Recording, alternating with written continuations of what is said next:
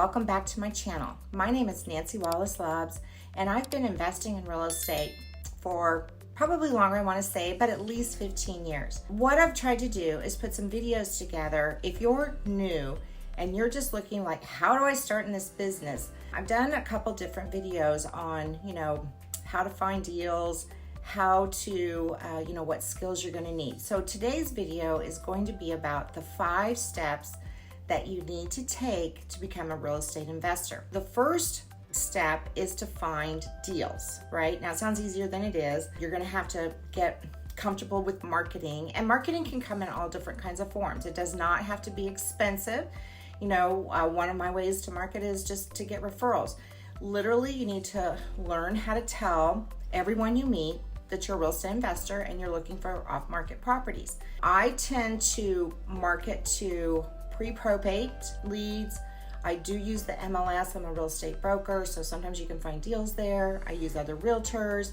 So there's a whole lot of different ways to locate deals. And in my other video, I talked about the knowledge and the market and things like that. So the second step that you need to take, and I'm looking at my notes here so I don't forget, secure your funding. Now, I've done a bunch of deals over the years, and I can tell you I've only done one deal where I needed very little money, $100. Most of the time you're gonna need some money. So you gotta figure out where that money's gonna come from. Now, it doesn't necessarily have to come from you, but you have to get your finances in order. So you don't wanna have excessive debt because you're going to, be asking either private money lenders or hard money lenders. The property has to have value, it has to have equity. So all of those things have to do with securing the funding, because real estate is risky, and your job as a real estate investor is to minimize the risk not only to yourself but to your lender. So some of the sources of my lending is hard money. That's always easy to get. Private money lenders. I love asset-based lenders. And leverage, if you already have property, it's always possible to leverage the equity that you have in your properties. So it's really important to get your finances in order. The next step you need to do is build your team. I don't know of any real estate investor that is so successful that they didn't get there all by themselves. We all need help from time to time. I always like to say I don't want to be the smartest person in the room. I like to go to networking events where I'm not, so that I can continue to learn. Not only do I mentor and coach people, but I also have coaches and mentors, because I don't know everything and I want to learn everything. Even as long as I've been doing it, there's still new strategies that I'm very interested in learning. So I have mentors. I also use other realtors because I can't be familiar with all the different markets that I might want to invest in. So you want to build a team of other real estate, hopefully they know about real estate investing. You're going to need attorneys, you're going to need title companies, contractors. So these are all people that can help you achieve your financial goals. Loan servicing companies. And I also use a plethora of virtual assistants, because you know what? Virtual assistants can help you do those mundane, menial tasks. And if you hire virtual assistants to help you with some of your marketing, social media kinds of things, that's going to give you back more time. Yes, you're going to be paying for them, but in the scheme of things, you get more time, which is what you're going to need to continue your journey into real estate investing. The next step is you're going to focus on one strategy. Now, if you're listening to this and you've been doing this for a while, you're like, Nancy, no, I'm going to do more than one. But when you're first starting out, it can be overwhelming, right? You don't know if you should do commercial real estate. You don't know if you should do short-term rentals. You don't know if you should do flips. You don't know if you should do wholesaling, buy and hold. So what I suggest to people is, sit down and kind of write out your financial goals. Look at your finances, right? Which you're going to have to do anyway to secure the funding. And find out what strategy was probably going to work for you right now. Like when I started out, I did buy and holds. That's what I did. But my financial goal was to build wealth over time, and that's what buy and holds do. I've done flips, I've done wholesaling, I love owner financing. So what is your ultimate financial goal is, and what does your funding sources look like? And that right there will help you decide what strategy. Now, along the way, you'll learn all kinds of new strategies. That's what I do. I'm still learning new strategies, right? So I've recently become a passive investor in a couple of deals. So that was something that I hadn't done before. I really feel like I've done a lot of due diligence and research on these companies that I ended up passively investing. But that took years and years for me to get comfortable with doing that. So again, the knowledge, the comfort level, Your own personal financial goals is what's going to dictate what strategy you should focus on. Doesn't mean you won't learn others along the way. For example, I've had properties where it just didn't fit my criteria I was looking for real estate investing. But I knew it was a good deal, and I wholesaled properties so that I could make additional money. So the bottom line is that you need to monetize every lead that comes across your desk, across the phone, every seller that you're talking to. Because when you're doing marketing and you're getting referrals, not every deal that you have will end up being a buy and hold, a flip, an owner finance property. I mean, there could be multiple. So even though you focus on one strategy, you're going to master that strategy, but along the way, you're going to learn about the other strategies that are out there. And as you become more comfortable and more successful as a real estate investor, you'll be able to add those strategies. There may be some strategies that you're like, no, this is not going to work for me. So I haven't done any flips since before the pandemic because contractor issues, labor shortage, the high prices of things. And I know people that are being very successful doing flips, but they usually have their own crew. They have access to wholesale materials, that kind of thing. That's not me. So right now, that's not my exit strategy, but owner financing, short-term rentals, that is a good strategy for me right now.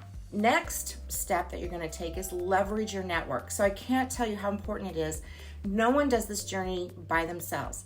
Now, there's a lot of people you're going to meet that think they're real estate investors, that think that they know all, and they're going to tell you, right? So you have to do your due diligence about your network, right? So one of the things that I have learned over the years is that when I meet other people, and I always look for the smartest people in the room because I want to know more about them, right? I want to know, how did they get to this next level? How did they, go into passive investing? How did they become a private money lender? How did they become a successful multifamily? It's impossible for one person to know all of that, right? But if you've been in the game, in the real estate investing business for as long as I have, you start to learn about all these different strategies. And so one of my goals is to kind of reach out to other people and leverage my network. Who is an expert in multifamily? Who is an expert about funding? Who is an expert about LLC setup and that kind of thing? So as you go to networking groups, one of the things that's going to help you by leveraging your network is, number one, do a business plan, right? It can be a one-page, one paragraph. Why are you being a real estate investor? What's your source of funding going to be? And you would have to do this anyway as you get properties under contract. You could put down 2 or 3 short-term goals. Maybe you want to just make $50,000 or $100,000 the first year. Maybe you want to make $15,000, right? Maybe you can only do real estate part-time. So when I'm saying leveraging your network, find out, first of all, what you as an investor are looking for, right? Because it makes no sense for you to go to networking events and, you don't know anything, and maybe you don't know anything, right? But you should be starting to educate yourself, learning knowledge about markets, learning knowledge about the types of exit strategies there are.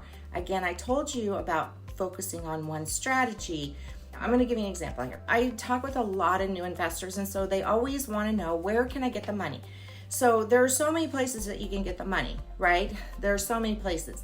But if you have bad credit, if you have zero money for any kind of real estate deal, if you have zero private money lenders, I wouldn't even lend to you, right? If it's your first time deal, the numbers are off, you have to kind of have a little skin in the game, if you will. You have to have the knowledge. You need to get in touch with people who do know, right? And that's kind of why I talk about leveraging your network. So it's not just about, when you go to a networking event, you should have a goal. So when my husband and I attend networking events, we say, okay, we want to meet 2 people in the lending space and we want to meet 2 wholesalers. Okay, so we literally work the room until we've met that goal. So we have a goal in mind when we go to networking events. And after all, that's what networking events are all about.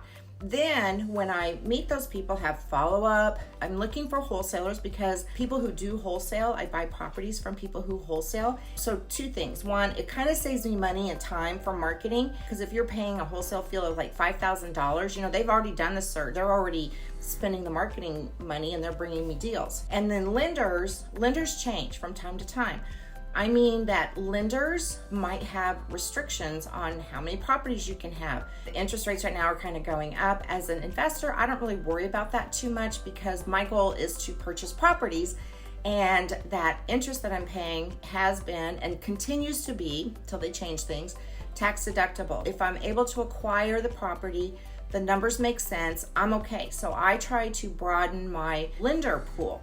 Now, that also includes private money lenders, and it's taken a while to build a network of private money lenders, but private money lenders are people who have money, they just don't have the time to, go out and look for deals, or maybe they just want to be passive, So a lot of mine come from people who have a self-directed IRA, and it's relationship based, right? And I'm able to negotiate both the interest rate. Origination points is what you would pay any lender. Usually it's somewhere between 1% and 3%. If you're using hard money lender, could be a little bit higher. So again, I did another video about your negotiation skills. So all of these things have to do with my network. And again, I'm going to kind of repeat this part because part of being a real estate investor and going on this journey, when I first started out, I had a mentor. I continue to have mentors. I mentor people. Getting into real estate, when people think about, oh my gosh, I really want to do this, 99% of the people I talk to have some interest in real estate investing. So my job, since I've been doing it for a while, I had people help me on the way, and I want to give that back. And so that's why I make these videos. In addition to these steps, there's some mindset things that you need to think about. So number one, people have huge fear, and that fear could be fear of failure, fear of success, fear of losing their money. So fear is a big mindset that stops you from even taking these 5 steps, So if you have fear of talking to sellers on the phone, hire a virtual assistant. Better yet, you can get my course about how to talk to sellers, right? But they have fear, fear of just moving forward. So you can't even take the steps, the 5 steps to become a real estate investor until you deal with that. I talk a lot about, mindset.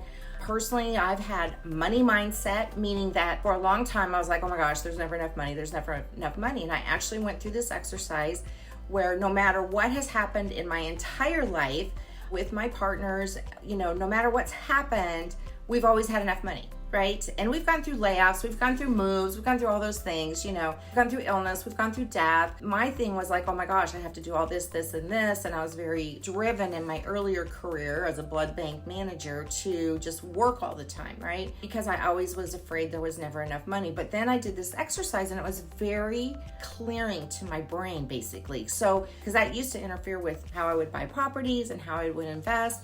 And so maybe that comes with, getting a little older and wisdom or whatnot. But what's happened is it's allowed me to look at other strategies that I had never even thought about before. So to recap, I know I've kind of gone off the little tangent there, so I appreciate you hanging in there. So 2 things as a favor to me. 1, if you're not already following me on Instagram, please do, Nancy Wallace Lobbs. If you haven't clicked that subscribe/follow button, please do. And if you like this video and what I had to say, please share it. So I just want to recap those 5 steps. So, you got over the fear, you're ready to rock and roll, you're ready to pick up that phone. Number 1, locate deals, okay? And I go into other videos about how to do that. You can tell everybody, you can market, you can driving for dollars. 2, you want to secure your funding. So get your house in order, get your debt down and write out a business plan. That will help you get focused.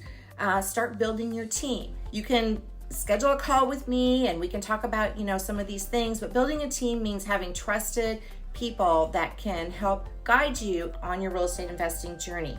And then try to focus on one strategy. Like, what is it that you really want to achieve with real estate investing when you're first getting started? Now, if you've been in it for a while, you're like, oh, well, I want to learn about, owner financing. I want to learn about short-term rentals. That's all fine. But when you're first starting out, know what it is that you're trying to achieve. And then lastly, leverage your network. Get out there, make a list of who you need on your team and go and start meeting them. So thanks so much for staying with me. I hope y'all have a great day and happy investing.